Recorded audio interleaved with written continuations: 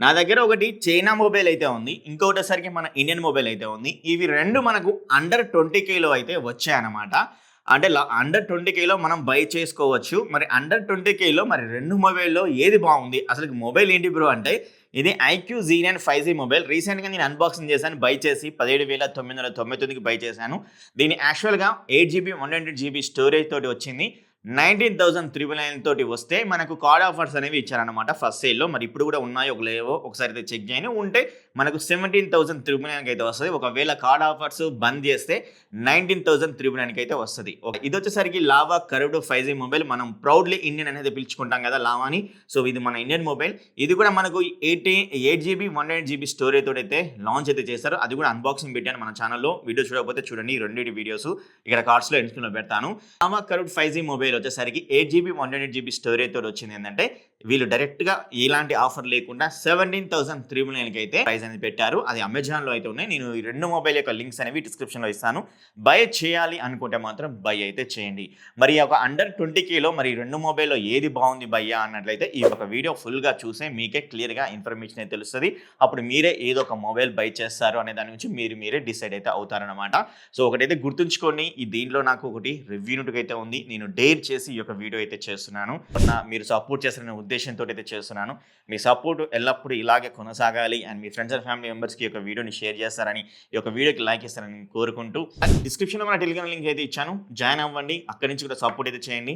ఎందుకంటే అక్కడి నుంచి సపోర్ట్ చేసి కొంచెం మనీ వస్తే మనం డైరెక్ట్‌గా బై చేసే మనం రివ్యూ చేయొచ్చు. ఎవరికీ భయపడకుండా.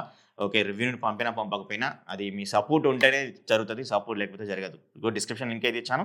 ఇక్కడ క్యూఆర్ కోడ్ కనబడుతుంది కదా! దాన్ని స్కాన్ చేసినా పర్వాలేదు. సో ఎనీవే మనం లావా బెస్టా? ఈ యొక్క ఐక్యూ బెస్టా? అనే దాని గురించి తెలుసుకున్నట్లయితే ఫస్ట్ మనం డిజైన్, బిల్డ్ క్వాలిటీ గురించి అయితే మాట్లాడుకుందాం భయ్యా.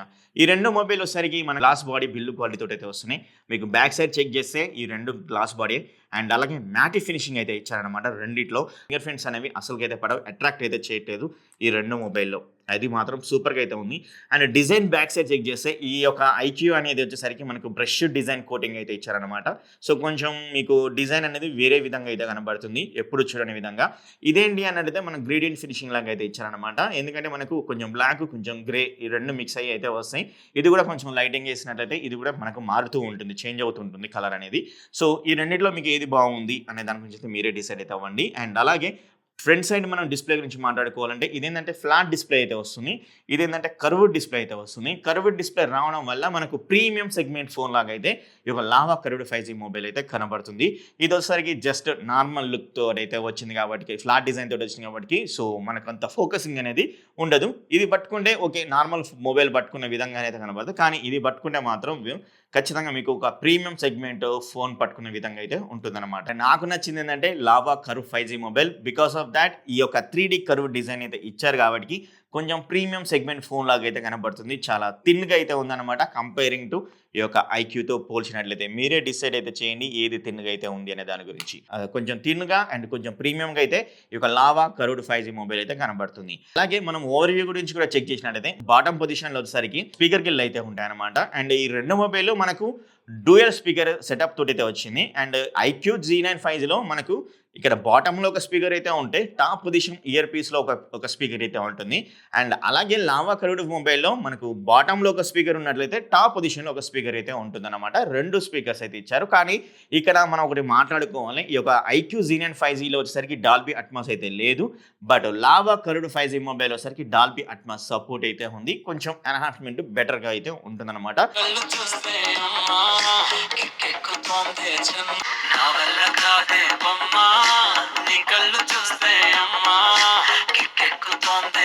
విన్నారు కదా! మీకేమనిపించింది? కింద కామెంట్ చేయండి. సో ఖచ్చితంగా ఇది డాల్బీ అట్మాస్ అయితే ఇచ్చారు. డ్యూయల్ స్పీకర్ సపోర్ట్ అయితే ఇచ్చారు కాబట్టి కొంచెం బెటర్ అయితే ఉంటుందన్నమాట. ఇంకా మాట్లాడుకుంటే మనకు ఇక్కడ ఛార్జింగ్ పోర్ట్ అయితే ప్రొవైడ్ చేశారు. అలాగే సిమ్ ట్రే అయితే ప్రొవైడ్ చేశారు. సిమ్ ట్రే మనం చెక్ చేసినట్లయితే ఈ 2 మొబైల్ నానో సిమ్ తోటి అయితే వస్తాయి. 2 సిమ్స్ అయితే వేసుకోవచ్చు నానోయి. లేదా ఒక సిమ్ వేసేసుకొని మనం ఇంకొక మైక్రో ఎస్‌డీ కార్డ్ అయితే వేసుకోవచ్చు. అండ్ ప్రైమరీ మైక్రోఫోన్ అయితే ఇవ్వడం అయితే జరిగింది. సైడ్‌కి చెక్ చేస్తే మనకు volume up and down button అయితే ప్రొవైడ్ అయితే చేస్తున్నారు. అలాగే ఆన్ ఆఫ్ బటన్ కూడా ప్రొవైడ్ అయితే చేస్తున్నారు. ఫింగర్ ప్రింట్ సెన్సార్ అనేది మనకు వీళ్ళు ఇన్ డిస్‌ప్లే ఫింగర్ ప్రింట్ సెన్సార్‌గా తీసుకొని అయితే వస్తున్నారు.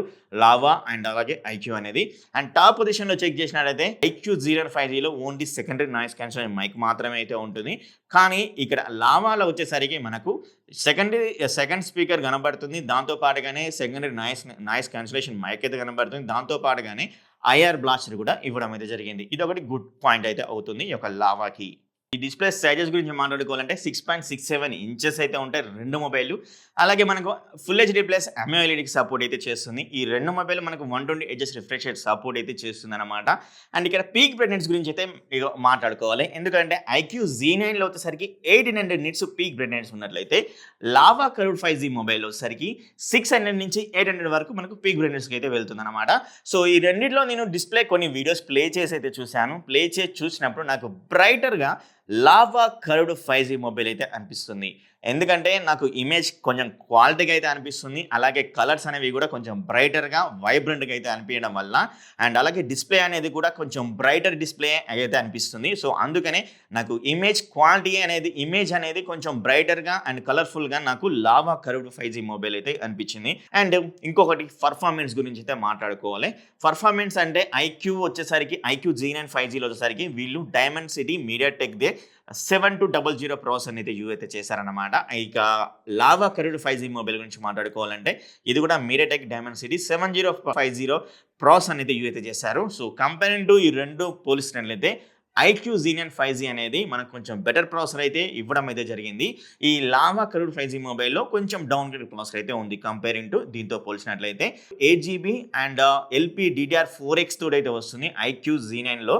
అండ్ అలాగే UFS 2.2 అయితే సపోర్ట్ అయితే చేస్తుంది IQ Z9 5G. Lava curved 5G mobile కూడా మనకు 8GB తోటి వస్తున్నట్లయితే LPDDR5X ర్యామ్ అయితే చేసినట్లయితే ఇంకా UFS 3.1 అయితే సపోర్ట్ అయితే చేస్తుంది. సో నేను కొన్ని యాప్స్ అయితే ఓపెన్ అయితే చేశాను. యాప్స్ ఓపెన్ చేసినప్పుడు నాకు లైట్గా కొంచెం ఫ్రాక్షన్ ఆఫ్ సెకండ్లో ఇది ఓపెన్ అయితే అవుతుంది అనమాట. యాప్స్ అనేవి చాలా ఫాస్ట్గా ఓపెన్ అవ్వడం అయితే జరుగుతుంది కంపేరింగ్ టు IQ Z9 5Gతో పోల్చినట్లయితే. సో అది అక్కడ కొంచెం better reading fasting app open అవ్వడం అయితే ఉంది. ఈ రెండు ప్రాసెసర్లు వచ్చేసరికి నేను BGMI గేమ్ ఆడుతున్నప్పుడు నాకేమనిపించింది అంటే రెండు ప్రాసెసర్లు వచ్చేసరికి స్మూత్ అండ్ ఎక్స్ట్రీమ్కి అయితే సపోర్ట్ అయితే చేస్తుంది. కానీ మనకు IQ Z9 5Gలో వచ్చేసరికి మనకు కొన్ని ఆప్షన్స్ ఎక్కువ ఇస్తున్నారు. 4D వైబ్రేషన్స్ అయితే ఇస్తున్నారు అండ్ వాయిస్ చేంజెస్ అయితే ఇస్తున్నారు, మోషన్ కంట్రోల్స్ అయితే ఇస్తున్నారు. కొన్ని ఎక్స్ట్రా ఫీచర్స్ అనేవి ఈ యొక్క IQ Z9 5Gలో ఇవ్వడమే కాకుండా ఈ యొక్క పర్ఫార్మెన్స్ అంటే ఈ యొక్క ప్రాసెసర్ పర్ఫార్మెన్స్ అనేది కొంచెం ఎన్హాన్స్మెంట్ ఎక్కువగా అయితే ఉంది కంపేరింగ్ టు 7050తో పోల్చినట్లయితే. దీని యాటిట్యూడ్ స్కోర్ కూడా ఇది 5 lakhs ఎబోవ్ ఉన్నట్లయితే ఇది 7 lakhs ఎబోవ్ అయితే ఉందన్నమాట. సో దాన్ని బట్టే మీరైతే జడ్జ్ అయితే చేసుకోవచ్చు. కొంచెం ప్రాసెసర్ విషయంలో కొంచెం బెటర్గా అయితే ఉంది అని అయితే చెప్పుకోవచ్చు.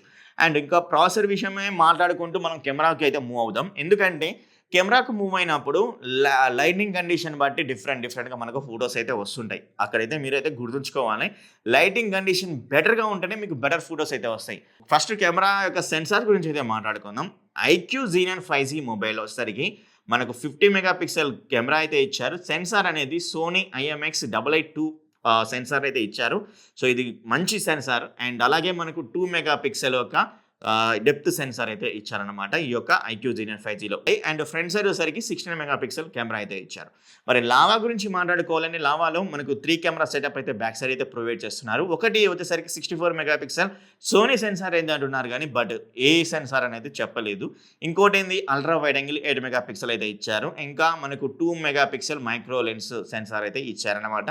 ఫ్రంట్ సైడ్ కెమెరా గురించి మాట్లాడుకుంటే 32 మెగాపిక్సెల్ సెల్ఫీ కెమెరా అయితే ఇచ్చారు. సో దీనికంటే కొంచెం ఇది బెటర్గా అయితే ఇచ్చారనమాట. కానీ రియల్ టైమ్ పర్ఫార్మెన్స్ గురించి మాట్లాడుకోవాలంటే మాత్రం ఓకే, నాకు మాత్రం ఈ యొక్క లావా కర్వ్డ్ 5G మొబైల్ వచ్చేసరికి ఓన్లీ మనం ఫోటోస్ అనే ఆప్షన్ అయితే ఉంటుంది, తర్వాత మనకు పోర్ట్రేట్ అనే ఆప్షన్ అయితే ఉంటుంది. నేను ఫోటోలో 1xలో తీసినప్పుడు మంచి ఫొటోస్ అయితే వస్తున్నాయి ఈ యొక్క లావా కర్వ్డ్ 5G మొబైల్లో.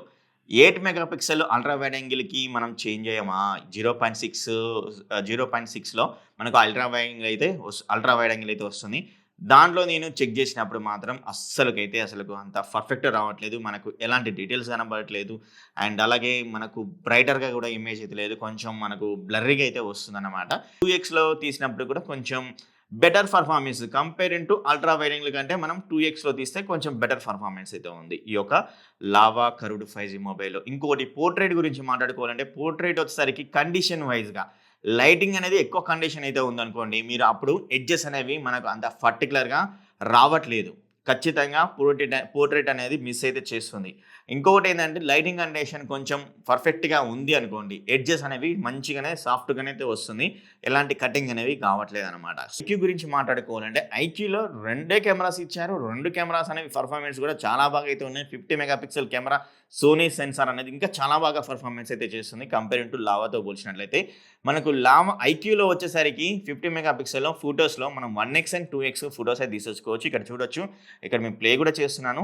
ఆ వీడియో చూడండి. అండ్ అలాగే ఇంకొకటి ఏందంటే మనం పోర్ట్రేట్‌లో కూడా 1x అండ్ 2x కూడా ఫోటోస్ అయితే తీసేసుకోవచ్చు.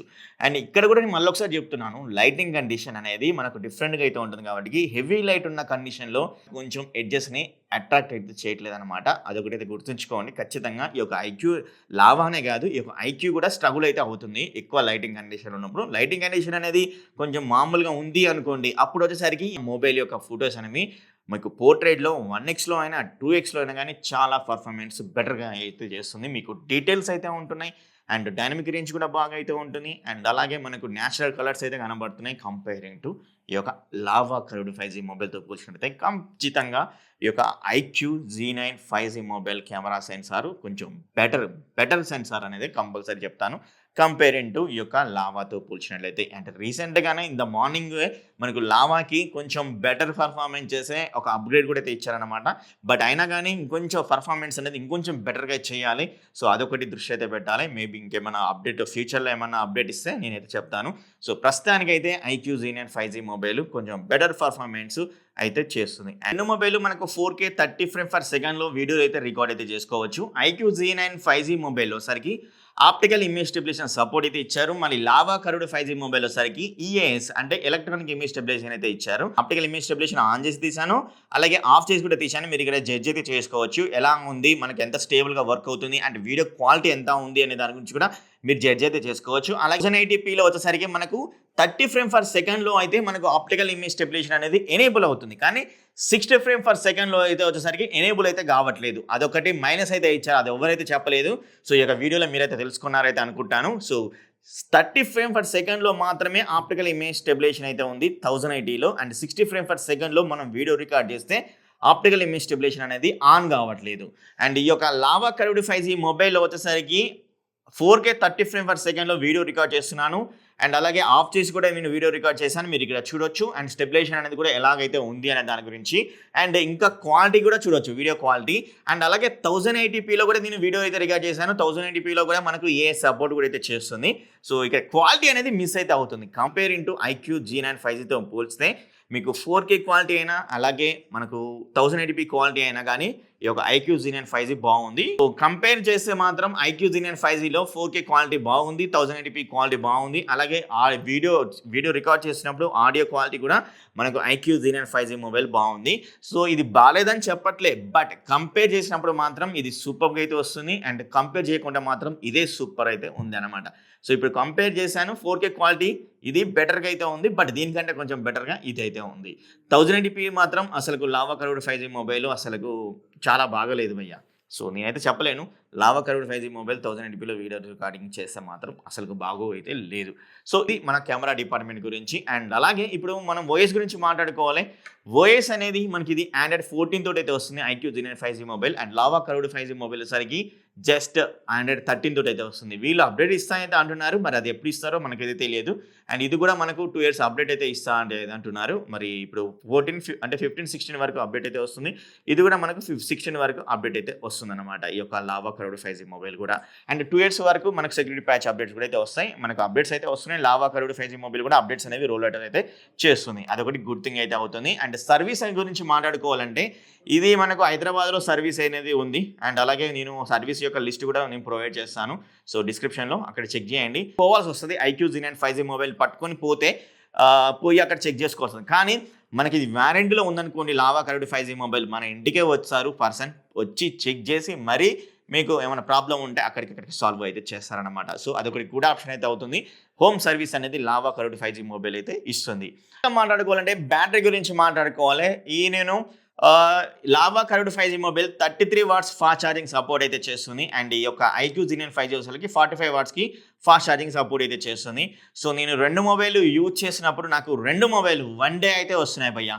సో అంటే హెవీ యూజర్ నేను 1 డే అయితే వస్తున్నాయి. మీరు ఒక నార్మల్ యూజర్ అయితే మాత్రం ఖచ్చితంగా మీకు 1½ డే కూడా వచ్చే ఛాన్సెస్ అయితే ఉన్నాయి. సో నాకు మాత్రం 1 డే అయితే వస్తున్నాయి. సో ఏ మొబైల్ అయినా మనకు 1 డే అయితే ఖచ్చితంగా అయితే వస్తుంది. అదైతే గుర్తుంచుకోండి. ఎందుకంటే 5000 ఎంఏహెచ్ బ్యాటరీ కెపాసిటీ ఈ 2 మొబైల్‌లో ఇవ్వడం అయితే జరిగిందనమాట. సింగిల్ వడ్డీ గురించి మాట్లాడుకోవాలంటే next curve design, build quality and display quality బెటర్‌గా అయితే ఉంది.